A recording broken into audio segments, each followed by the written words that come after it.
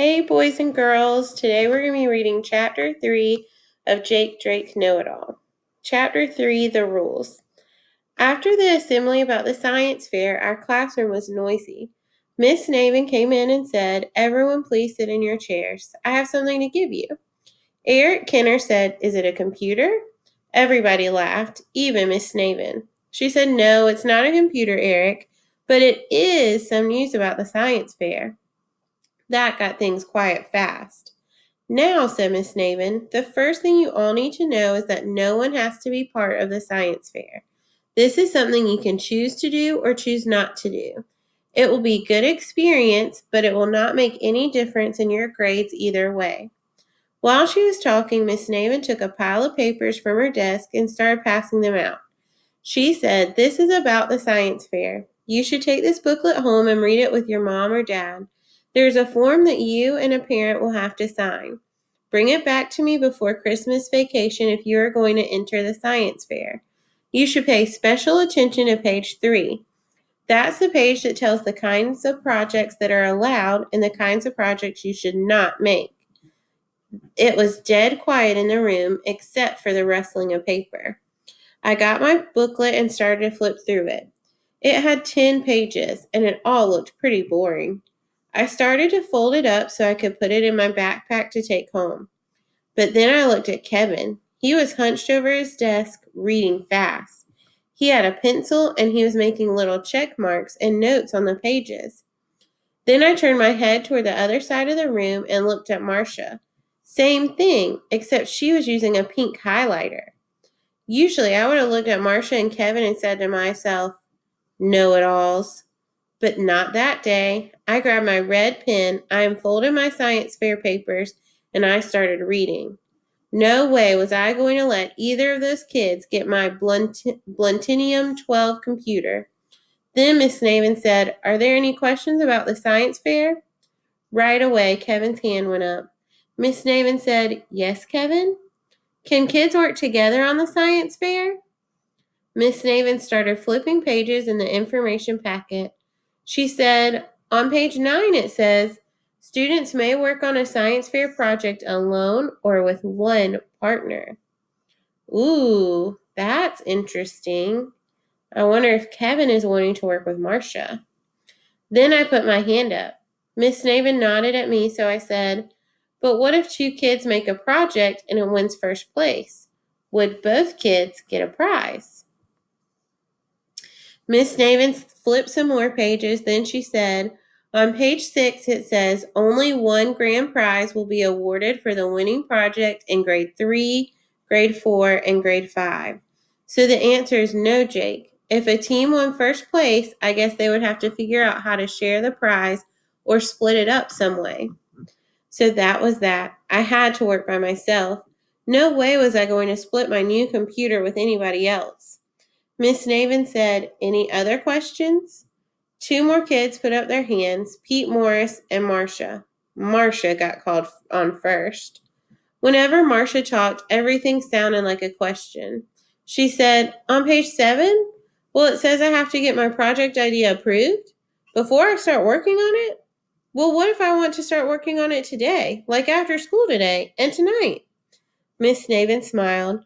"I think you'd better wait until you talk with your mom or dad before you begin, Marcia. And don't worry, there will be plenty of time." You see that? How Miss Navin said, "There will be plenty of time," and how she said, "Don't worry." That's because Miss Navin didn't get it. She didn't understand how know-it-alls have to get the right answer, or about how they always have to be first, or how they always worry. Pete Morris still had his hand up, so Miss Navin called on him. "Pete's a science kid. He knows every kind of bug there is, even their fancy names, and which bug is related to which other bug, and what they eat and how long they live. Pete's really smart." Pete said, "I think insects would be a good science fair topic, because I have a lot of different bugs. Bugs are my hobby, and rocks too, and also worms and plants, and sometimes different kinds of monkeys. So is it okay to have your science fair project and your hobby be the same thing?" Miss Navin said, "That's a good question, Pete. And the answer is yes, but I still think you all need to talk to your moms or dads and they can help you decide what's best for you to do. Now that's all the time we have for this today. Then it was quiet reading time. So we all put the science fair stuff away and got out our library books. Except I didn't, and neither did Marcia. She put the science fair papers down in her lap where she could keep reading them.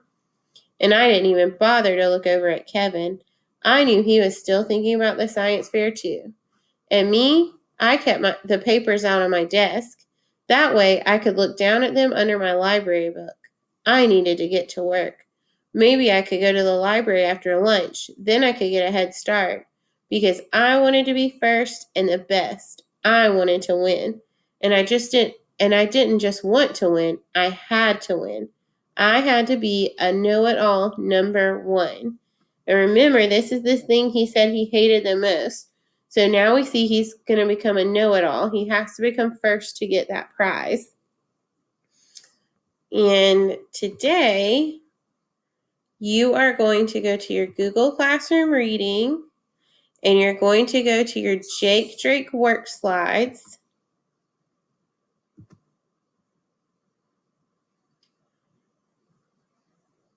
And you have completed slide 4 and slide 6. And now you're going to complete slide 8. Slide 7 gives your assignment. It says that you need to remember to read all the directions at the top of the page to know the information you need to have on your poster. So you're creating a contest poster for the science fair. So contest poster. More information about the science fair is revealed in Chapter 3, thanks to the many wonderful questions asked by the students in Miss Naven's class. Here are the directions. Design a poster to advertise the contest. So advertisements have all the details about the contest. So you want people to join the contest and you want people to know about it. Be sure to include the name of the contest, any important rules or guidelines, and of course the prize. So we know the name of the contest is the science fair. We know important rules or guidelines are like the first prize, first place in each grade level. It's only grade 3, 4, and 5. First place gets the computer.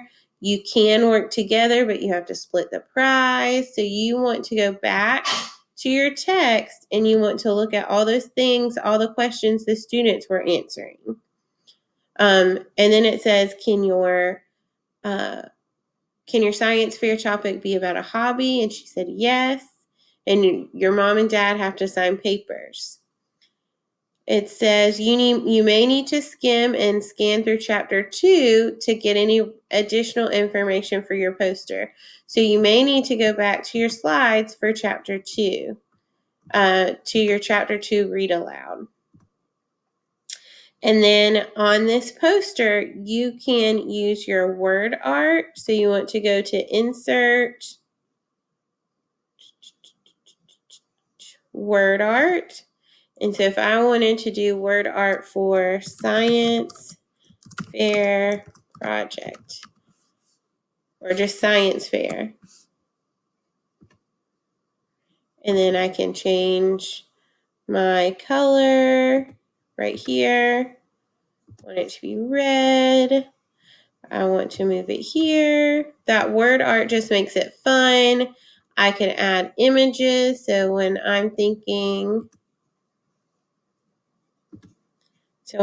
think about science fair, I'm going to put science fair over here. I don't want a real picture, so I'm going to put clip art beside it. Oh, I think of like a beaker, a science beaker.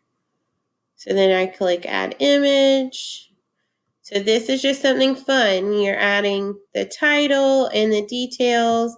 And maybe I want to have a big number 1 for first place prize. These are all different things that I could have on my poster. I'm going to delete mine so it doesn't keep it on there. So that's your assignment for today. Remember, it's in Google Classroom Reading. You're working on these slides. Don't turn them in until we're done with all of them. You're going to keep it until we're done with the Jake Drake book. I hope you'll have a great day, and if you have any questions, please let me know.